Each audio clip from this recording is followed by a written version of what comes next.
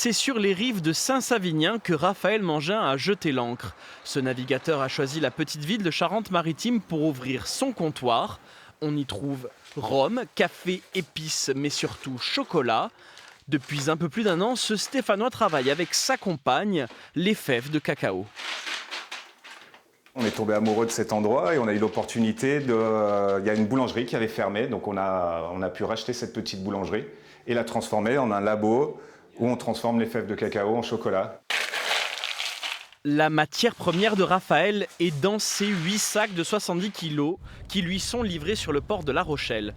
Ils arrivent à voile, avec le Tres-en-Bresse, directement des Caraïbes.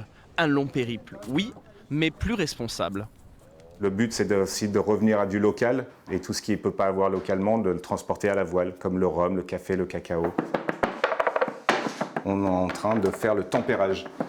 Après les 24 heures de conchage, le tempérage va permettre, en respectant une courbe de température, de réharmoniser les cristaux de beurre de cacao à l'intérieur de la tablette pour que la tablette soit brillante et croquante. Triage, torréfaction, broyage, vannage, conchage et tempérage, toutes les étapes de la confection du chocolat sont maîtrisées sur place. Pour une tablette comme celle-ci, il faut à Raphaël 2 jours pleins. Il en fait 10 000 par an, soit 1 tonne de chocolat. Ça a été un parti pris vraiment pour refaire un métier qui a du sens pour nous. Revenir à du sens dans le respect de l'environnement et de nos traditions. Fort de son expérience, Raphaël a entamé la rénovation d'un second navire.